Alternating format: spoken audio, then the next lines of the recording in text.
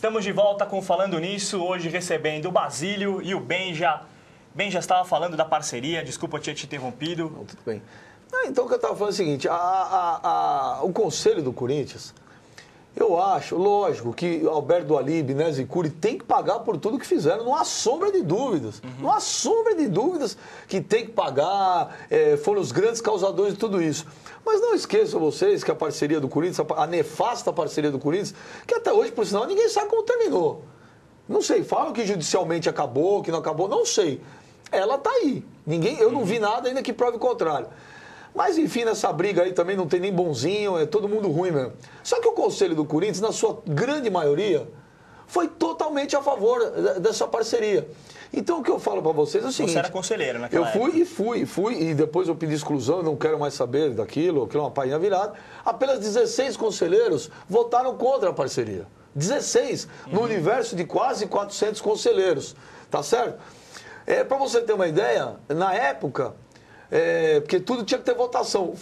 Nós pedimos uma votação, que a votação ao contrário, a favor da parceria, fosse nominal, fosse aberta.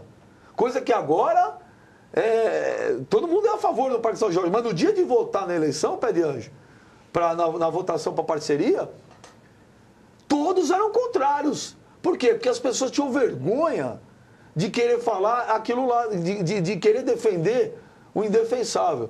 Então o Corinthians caiu para a Série B, tudo isso vem consequência de uma má administração, concordo, o seu Alberto Dualib, Nézi Cury, foi um tsunami que passou no Parque São Jorge, mas a gota final foi a parceria e muita gente, maquiavelicamente, fez tudo isso de forma pensada, milimetricamente calculada. Basílio, o presidente do Corinthians, o André Sanches, ele era vice-presidente de futebol na época da parceria. E hoje ele é totalmente contra. O que você acha dessas posições dele? Nós que estamos de fora, nós fazemos algumas críticas referentes a essa atitude tomada por ele, entendeu? Ele está sendo até questionado em alguns programas ao qual eu fui. Eu já fiz essa pergunta para ele e não passei do lado dele de maneira nenhuma. Muito pelo contrário. Nós tínhamos que ver o clube. Então, de repente... esse apoio que ele dava naquela época, não sei se mudou muito o conceito. E eu, até abrangendo um pouco mais, eu estava aqui em off falando com o Benja. Se a gente for analisar, foi com o Banco Excel, com a RIX, quer dizer, eles conseguiram falir tudo que eles colocaram à mão. Um detalhe muito maior ainda, Benja, se a gente for analisar, nós tivemos um aviso em 2006, que onde se não chega o Leão, já tinha caído ali. É verdade. Teve um aviso time antes. que já tinha sido campeão. Teve um aviso antes, Padilha, desculpa. Então, teve um aviso antes, quando o Grafite fez o gol do São Paulo, porque o Corinthians estava perdendo para Português Santista. Isso. No Pacaembu, e o Grafite fez o gol contra o Juventus, São Paulo e Juventus salvou o Corinthians do rebaixamento. eu estava no Pacaembu assistindo. Então, quer dizer, tudo isso já tinha sido praticamente analisado por nós que estávamos de fora, que o caminho estava errado. Dentro desse caminho errado, parece que a persistência foi maior, porque a ganância do ser humano, num momento como o Benja acabou de citar do próprio Nézi Cury, do seu Alberto Dualib, era maior que qualquer coisa. E fora isso, o Benja fala sobre o conselho. O conselho era induzido por eles, entendeu? Então eles tinham praticamente a liderança em cima desses conselheiros. E dentro disso daí, você viu no que deu.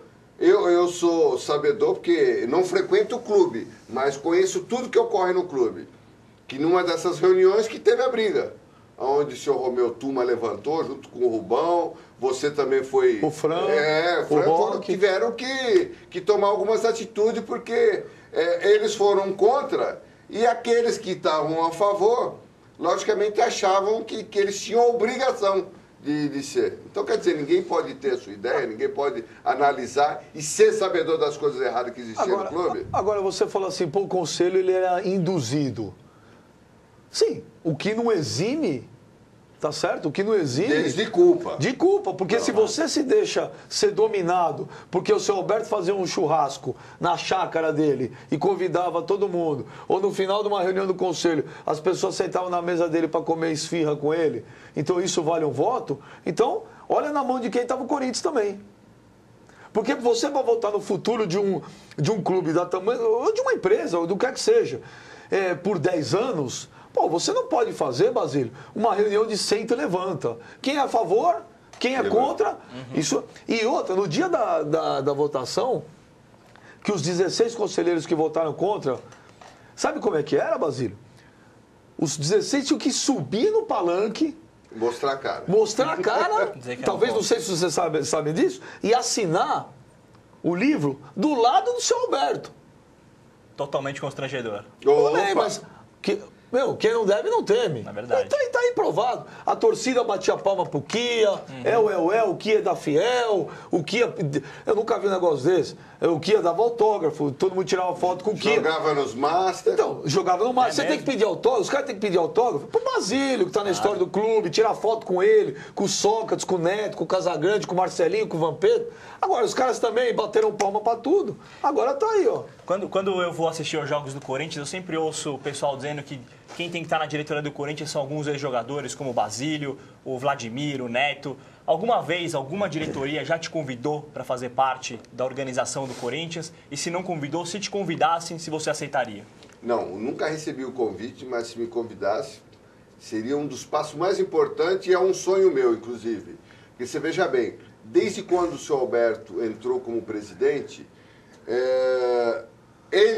senhor Alberto, me chamou um dia lá na fábrica dele e tal, conversando comigo, falou, você tá bom para ser um dos nossos diretores, essas coisas todas, que você conhece o clube, você tem uma liderança, essas coisas todas. Eu falei, ó, eu vou comprar Não, você não vai precisar comprar, que nós vamos te dar, nós vamos te dar esse título. Deram. Estou até hoje aguardando isso daí. Eu tenho que fazer igual o Vladimir fez agora no início do ano. Ele foi lá, procurou o clube, comprou o título dele, mas também tem o mesmo pensamento do que eu. É que futuramente nós possamos fazer parte do conselho para nós podermos, pelo menos, falar aquilo que seja importante para o clube. Eu vou falar, eu não acho que a pessoa, porque fez sucesso no clube, o clube tem a obrigação de colocar os ex-jogadores como diretor. Porém, eu acho que você tem figuras, e não é porque eu estou aqui do lado dele, porque eu sempre falo, mas você tem alguns nomes dentro do Corinthians que eu acho que poderiam sim trabalhar dentro do clube e seriam muito importantes. Por exemplo, hoje você vê jogadores chegarem no Corinthians que eles não sabem nem o que é o Corinthians. Não sabe. Eles não fazem ideia. E eu não tenho medo de falar do nome. Por exemplo, o Corinthians teve Gustavo Neri, o Corinthians teve Roger, tá certo? O próprio Tevez, tão idolatrado pela torcida, mas que largou o clube como se tivesse saído de um boteco, fechou a porta e não falou nem tchau. Então eu acho, nos grandes clubes no mundo inteiro você tem pessoas, ex-jogadores que marcaram época, que atuam no clube. O Real Madrid tem. Quem é um dos top do Milan?